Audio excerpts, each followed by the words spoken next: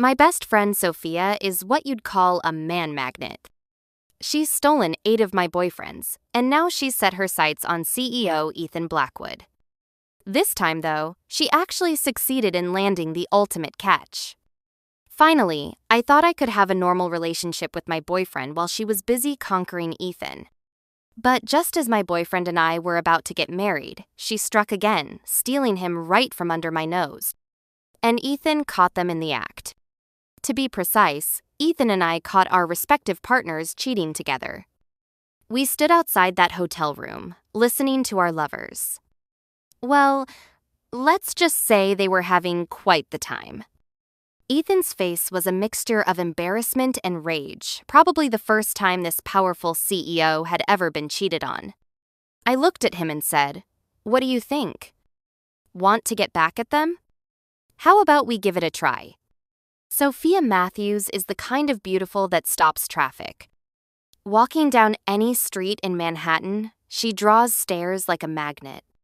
She's so used to the attention that she's grown bored with it, all convinced that no man can offer her a real challenge anymore. One day, after shopping on Fifth Avenue, we ran into my college crush, Ethan Blackwood. 6'2", devastatingly handsome, waiting by his Tesla outside Tiffany Co. Like something out of a movie. I waved, and to my surprise, he actually nodded back. Sophia's eyes lit up immediately. Back at our apartment, she wouldn't stop talking about him. "You knew someone that gorgeous and never introduced us?" she exclaimed, pacing around our living room. God, I haven't seen a man like that in ages. That whole suit and tie but dangerous vibe, he's exactly my type. I didn't even look up from my phone. He's Ethan Blackwood now, went from college heartthrob to tech mogul. Total dreamboat. If you could land him, half the women in the city would be jealous. What makes you think he'd even notice me? Sophia plopped down beside me on the couch. Didn't you used to have a thing for him in college? She pressed. I made a show of looking her up and down, taking in her perfect figure. A guy like that probably needs someone like you to even notice. Back in college, I could have tried everything and he wouldn't have given me a second glance. I'm just a regular person. I can only admire beautiful people like you from afar. Standing next to Sophia, I've always felt invisible. And Ethan's always been surrounded by gorgeous women just like her. My words clearly pleased her. She smiled, checking herself in the mirror. You're right. He's meant to be conquered by me. This should be an interesting challenge. I knew Sophia would succeed. In the 10 years I'd known her, there wasn't a man she couldn't have. In Sophia's world, there were only 2 types of men, those she wanted and those she didn't. If she wanted someone, they were automatically hers, including all my ex-boyfriends. She usually claimed she wasn't interested in my boyfriends, but one crook of her finger and they'd fall head over heels. Within a week, they'd be dumped and blocked completely. I'm actually doing you a favor, she'd say. If they fall for me that easily, they never really loved you anyway. That's what best friends are for. Sophia was the most determined person I'd ever met. The very next day, she convinced me to help her track down Ethan. He was still the single CEO of a major tech company, with plenty of wealthy socialites and beautiful women vying for his attention. Yesterday at Tiffany's, he was probably waiting for some heiress to finish shopping. How did I know all this? I'd recently been assigned to interview his company. While wearing my press badge around Blackwood Industries, the female employees loved gossiping about their young, wealthy, and very single CEO. I was curious to see how Sophia would land this particular unattainable target. Finally, my chance came when Blackwood Industries hosted a celebration party, and their PR team invited me. I managed to get Sophia an invitation too. Sophia arrived in a stunning black mermaid dress, and every head turned when she walked in. She was breathtaking, every curve perfectly sculpted, moving like a work of art. She made the sweet, innocent socialites in their white dresses look completely ordinary. She walked right up to Ethan. Hello there. Even Ethan, who usually brushed off advances, seemed stunned by this gorgeous woman, radiating pure charisma. My female colleagues whispered nearby, "Who is that?" The CEO actually acknowledged her. Remember how every other girl who tried to talk to him got shot down? I thought he was completely cold. She's even prettier than our celebrity spokesperson. It's not just her face, there's something about her presence. Beauty's useless if she's just after his money, though. But wait, isn't the CEO supposed to be getting serious with Victoria Yuen, that old money heiress? By the time they looked back, Sophia and Ethan were deep in conversation, with poor Victoria completely ignored. She was practically stamping her feet in frustration. Where did this homewrecker come from? Look how she's throwing herself at him. 2 weeks later, Sophia came home one morning practically glowing with triumph. I handed her some scrambled eggs. Congratulations! Being a model meant Sophia carefully calculated every calorie, usually criticizing my cooking for being too oily. But today, in her good mood, she ate without complaint. The hickeys on her neck were hard to miss. "Mission accomplished," she said with satisfaction. I nodded. "Congrats. I have something to tell you too." I paused before continuing. "I'm seeing someone." Sophia frowned. "Since when?" "We live together. How come you're just telling me now?" 0, 6. What? Are you afraid I'll steal this one too? I quickly shook my head. No, it's not that. Sophia rolled her eyes, casually eating her eggs. Relax, I have Ethan now. I won't be interested in anyone else for a while. He's the highest quality man I've met in years. Because of her extraordinary beauty, Sophia had never been able to maintain female friendships. Other women always felt overshadowed around her. I was her only friend. And aside from stealing my boyfriends, she'd always been good to me, bringing me designer gifts and never bringing men back to our shared apartment. Ironically, because she kept stealing my boyfriends, I'd stayed single through graduate school and early career, allowing me to focus completely on my studies and work, achieving top performance in everything. But having this stunning woman as a constant companion meant I'd never dared to seriously date until I met Dr. Marcus Reed. Marcus had graduated from medical school and worked at a prestigious hospital. He wasn't particularly handsome, came from a decent family, and, in my careful evaluation, would make an excellent husband. Most importantly, he seemed honest and dependable, exactly what I wanted in a marriage partner. Under my careful guidance, we got along wonderfully. But I never dared let him meet Sophia. After all, I'd never had a single boyfriend who could resist her charm. Now, though, I felt safe. With Ethan Blackwood in the picture, how could she possibly be interested in my ordinary doctor boyfriend? 0, 6. When Marcus came over, Sophia was painting her nails on the couch. She barely glanced at him. After he left, she said casually, "Your taste has improved." He's much better than the others. If I didn't have Ethan, I might actually be tempted to try him out. My heart sank. "You're not interested in him, are you?" Sophia didn't even look up. "What are you talking about? He's just a doctor. Why would I give up a CEO for a doctor?" But once again, I underestimated Sophia. The next time I went to Blackwood Industries to finalize an article with their PR manager, Ethan stopped me as I was leaving. This was the first time he'd ever initiated a conversation with me. My heart started racing.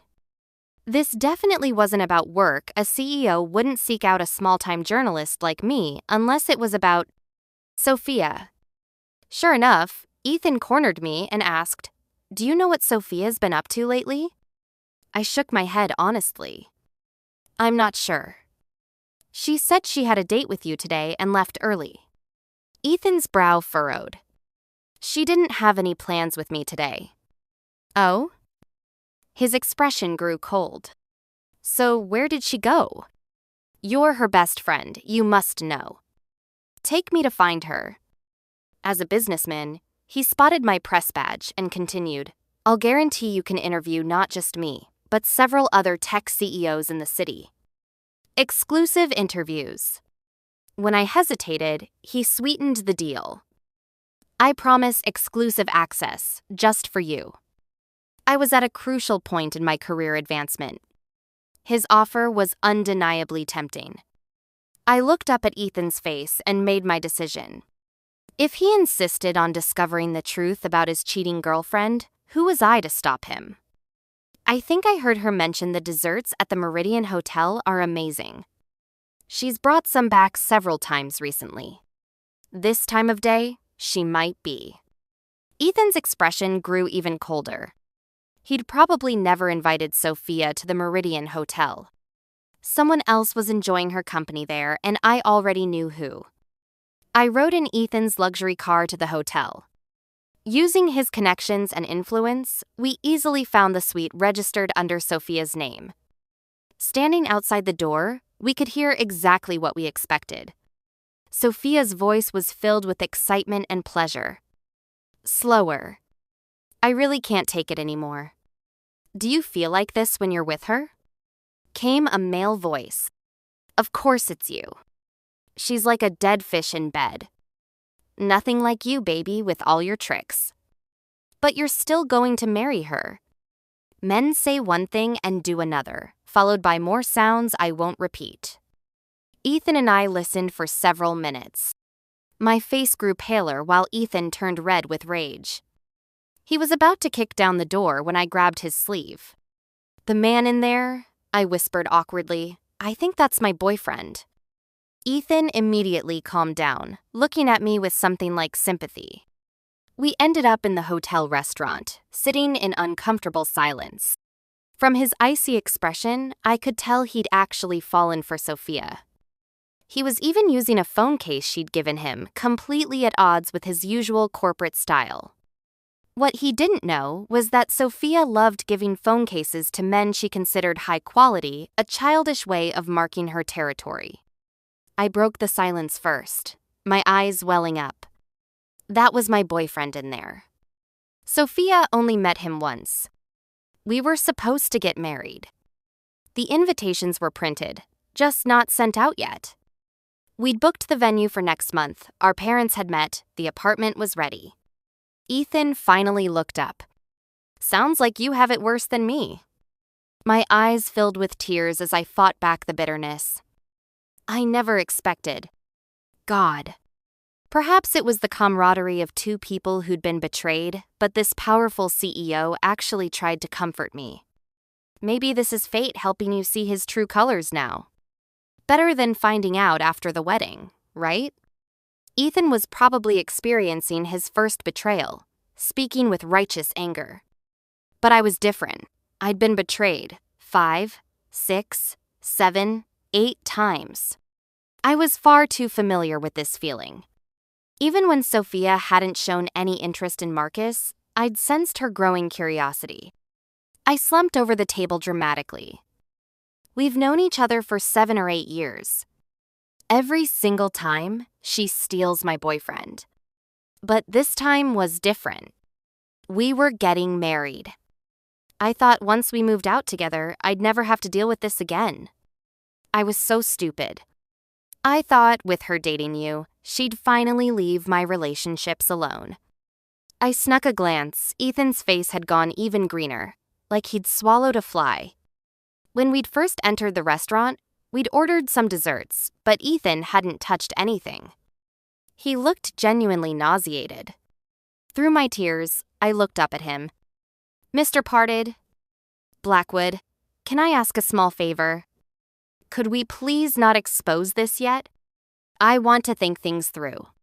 Marcus and I have some financial entanglements, and I don't want to lose everything.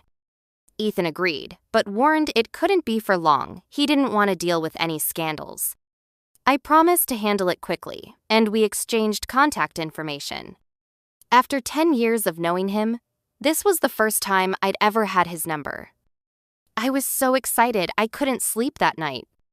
I immediately returned Marcus's engagement ring and the apartment keys. briefly explaining to his parents that there wouldn't be a wedding. I returned all the jewelry and money they'd given me.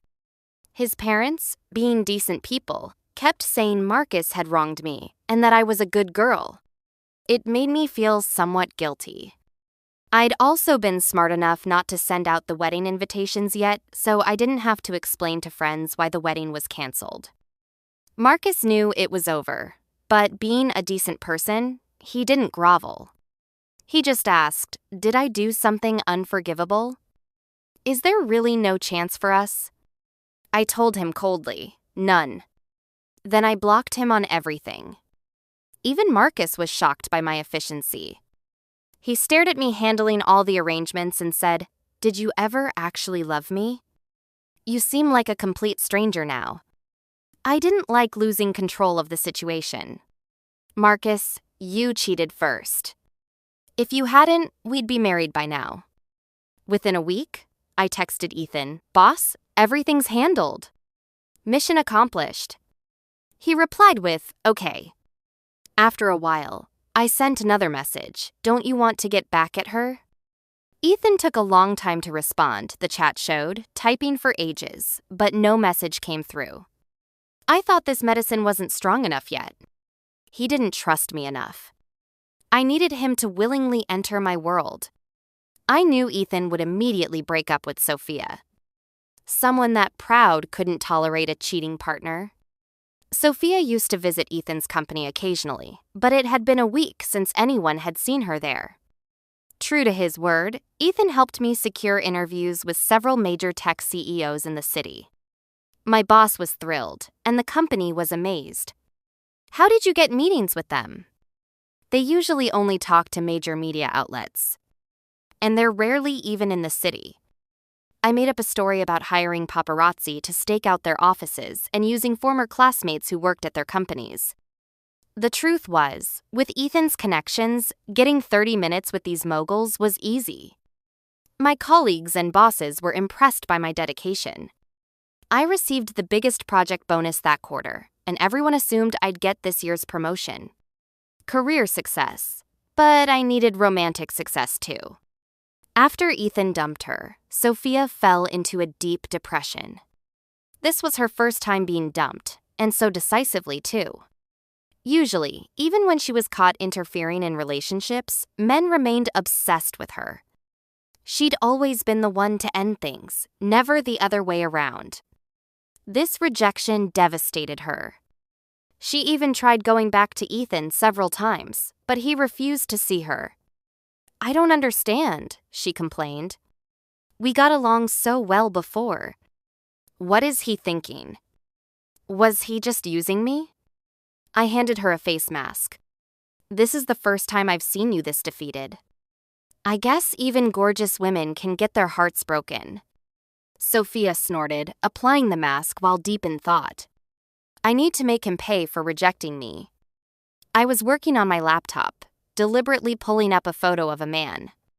Sophia immediately came over. "What's this? Another interview target?" On my screen was a professional photo of Chase Whitmore, a rich second-generation heir who was just as handsome and successful as Ethan. They were both tech moguls, competitors in fact, and constantly compared in the media.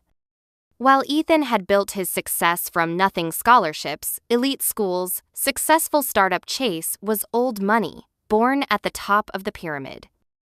I nodded. "I can't get him to agree to any interviews.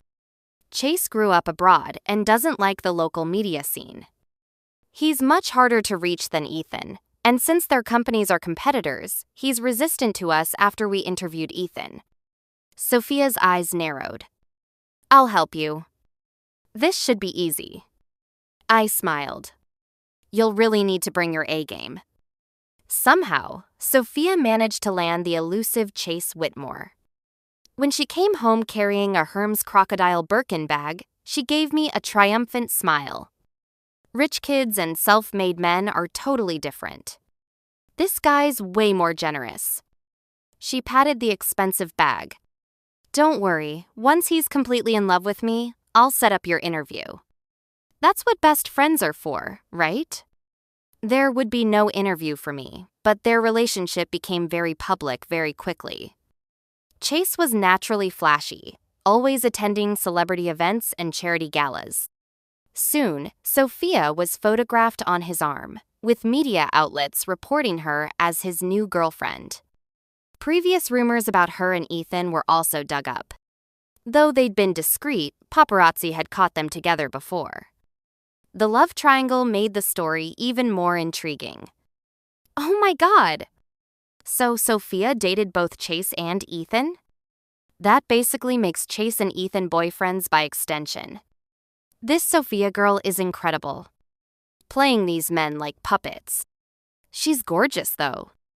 With that face and body, she could get anyone. It's like a love triangle that could be a novel. Chase is obviously trying to provoke Ethan. When I next visited Blackwood Industries, Ethan personally sought me out. His temples were visibly throbbing. What's wrong with that woman? Can't she survive a day without a man? I looked at him innocently. That's just how she is. Now everyone's saying the three of us are in some love triangle. How do I handle this? Maybe it's not all bad? Your company's been trending every day. They're not interested in my company or products. They're speculating about my sexual orientation and love life. I'm not Chase. I don't need this kind of publicity. I'm not some attention-seeking butterfly. This only causes problems for my business. A serious company doesn't need its CEO's romantic scandals. After his outburst, Ethan took a breath. You said all your boyfriends were stolen by Sophia? I nodded quietly, my eyes beginning to well up again. My last one. I'd already broken things off with him. Cheating is unforgivable. Ethan laughed bitterly. Ms. Chen, you brought Sophia into my life. Don't you think you owe me some help here? What do you mean? What better way to shut down rumors than having a real girlfriend? I felt nervous. But why me? You have so many beautiful socialites and actresses around you. I'm so ordinary. How could I possibly stand beside someone like you? I'm just a regular working person. After that hotel incident, I find everyone disgusting. I can't trust anyone's motives. We've been through that together. We have a bond. I trust a partner like that. Ethan laid out our arrangement, complete honesty, no cheating, no deception. I hesitantly signed the agreement. After he left, I smiled with satisfaction. Surprise! You were always my real target. Without Sophia, how would you have ever noticed me? After Sophia started dating Chase, she was in her element. She was made for this lifestyle, glamorous events, spotlight, luxury. She quickly forgot all about my former fiancé Marcus. Marcus actually came back trying to reconcile, begging on his knees, saying he'd been temporarily insane. But I felt nothing. I looked at this man I'd carefully selected as suitable marriage material and realized his purpose in my plan was complete. We'd never had real feelings anyway. What was there to forgive? Even Chase had been a deliberate choice. During my journalism research, I'd learned that Ethan and Chase were bitter rivals. When Ethan was starting his company, Chase had repeatedly stolen his investments and resources. Chase had even threatened him, "Don't compete with me." All the major capital in this city has connections to the Whitmore family.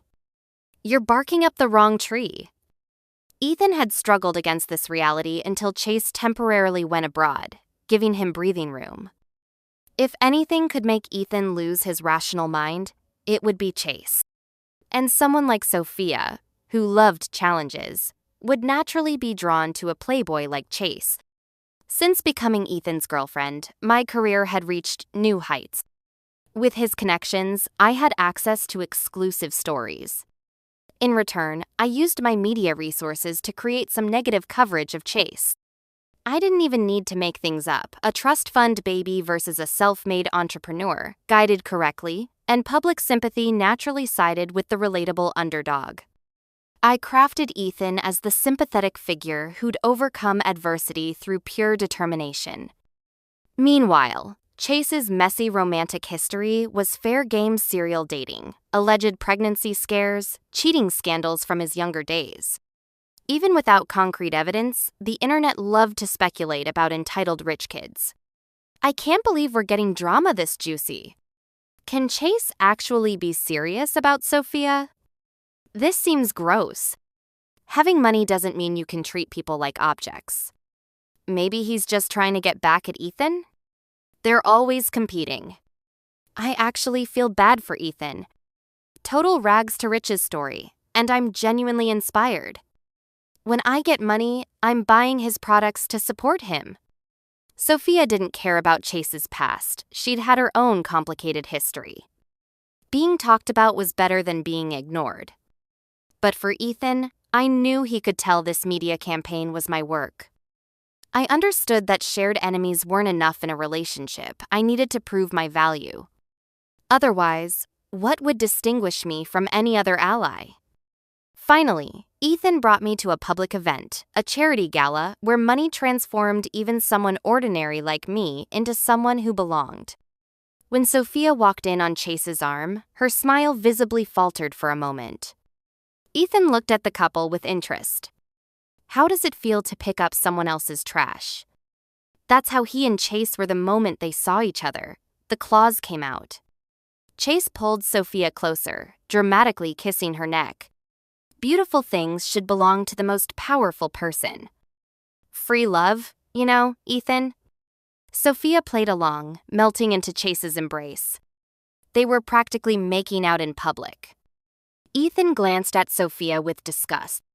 I can't understand what I ever saw in her. I handed him a napkin. Don't throw up too many reporters here. I stepped forward with a smile. Mr. Den. Whitmore, with all these reporters here, surely you wouldn't mind one more interview? I showed my press credentials. Chase looked annoyed. My bad publicity lately has your fingerprints all over it. I feigned shock. Mr. Whitmore, how can you say that? You haven't granted us interviews, so we had to research public information. With so many outlets out there, how do you know it was specifically us? Be careful with accusations, that's slander. Our company loves sending legal notices. Chase was clearly frustrated. He was used to being surrounded by admirers, and I just openly challenged him. Ethan squeezed my hand tighter. I like this side of you, he murmured. Chase gestured at my appearance dismissively. Ethan, this is really your type? I'm obviously different from you, Ethan replied, his grip on my hand growing firmer. Sophia's beautiful face showed a flicker of hurt and displeasure. This was the first time I'd taken something away from her. That night, when I came home, Sophia was waiting on the couch. Well, Mia. When exactly did you hook up with Ethan? I thought that Marcus guy was your fiancé. I sat across from her, waving my hand to clear the overwhelming perfume smell. The moment he cheated, he stopped being my fiancé. Sophia's eyes narrowed. So you knew all along. No wonder. Oh, I see. You're the one who told Ethan, aren't you? Finally, she'd figured out what had been bothering her. My hand froze on my water glass. Are you going to throw that at me? Seriously, Mia? My voice was shaking. That was my fiancé. We were getting married next month. You already had a better boyfriend. Why did you have to go after mine? Sophia crossed her legs casually, completely unconcerned. It was exciting, the forbidden aspect. Plus, I was helping you screen him, wasn't I? If he fell for me that easily, how much could he have really loved you? 0, 6. And you're not worried I'll go after Ethan again? I spoke carefully, deliberately. This is the 8th time, Sophia. You've stolen my boyfriends 8 times. Do you really think you'll get a 9th chance? I lunged forward before she could react, pinning her to the couch and wrapping my hands around her throat. Red marks immediately appeared on her perfect neck. Don't think I don't know about your man magnet system. How you make a living by conquering men. Sophia's eyes filled with terror as she shrank back. How do you know about that? Of course I know. Sophia and I have lived together since graduation. If I paid attention, I could hear her conversations with the system. They'd strategize about high-difficulty targets together. The system had even suggested, you've conquered all the quality men around you. Why not try your roommate's boyfriends? High difficulty means high point rewards. And she'd done exactly that. I'd even conducted experiments, testing different types of men. No matter what kind of guy they were, she could always land them. So I knew Sophia had a man magnet system. Marcus, Ethan, Chase, they would all inevitably fall for her. The higher the difficulty of her target, the more points she earned. I even knew the system had a bug she could make men fall for her initially, but as time passed, the system's influence would fade. Some of my ex-boyfriends had come back to me after Sophia hurt them, completely unable to remember why they'd been so obsessed with her. This was also part of my experimental data. Men would fall for her completely at first, but very few remained devoted to her long-term. And since she'd started these conquest missions, she was destined to have no female friends. Only I was willing to be her friend. Years ago, my friends had warned me, be careful of Sophia. She takes everything. But I didn't mind. Those ordinary guys? She could have them. In my plan, Sophia was a crucial element. Without her, I could never have completed my scheme. Ethan had been my secret crush for years. From the moment he became a campus legend, I'd been watching him from afar. But he'd never truly seen me. I was too ordinary, not brilliant enough, not beautiful enough. Later, when I entered my career and first interviewed him, I deliberately brought up college memories. Ethan couldn't even remember that I'd existed back then, just politely saying, "What a coincidence." I released Sophia's throat. She gasped, her face returning to normal color. So what if you know? Who would believe you? They'd just say you read too many novels. You can't exactly have me arrested. Sophia, you really are a terrible person. Sophia was defiant. You've always known that. Your friends warned you about me plenty of times. Why are you acting all righteous now? I headed toward my bedroom. I'm going to sleep. The bait was set. Tomorrow, I'd reel in my catch. The next morning, I found Sophia packing to move out. You're leaving? I rubbed my sleepy eyes as she bustled around the living room. Yeah, I don't think we can get past this. Since you've torn down the facade, we might as well go our separate ways. Remember to call cleaning services before you go. This is my parents' house, and look how you've trashed it over the years. Mia. Sophia stomped her foot in anger, threw down some money, and stormed out. Sophia and I completely cut ties, even deleting each other from social media. With nowhere else to go, she ended up moving in with Chase, becoming his kept woman. But being a kept woman isn't easy. Less than 3 months later, Chase was photographed with a new influencer girlfriend, making headlines. Pictures of a devastated Sophia drinking alone in bars also went viral. Old love can't compete with new passion. Sophia tried confronting Chase multiple times but got nowhere. Eventually, she had to move out of his mansion. On a rainy day, I showed up with an umbrella to pick her up. This was the first time I'd ever seen Sophia look so defeated, soaked through, dragging her suitcase, looking utterly miserable. I handed her my apartment keys. I didn't clean out your stuff. If you need somewhere to stay, you can come back.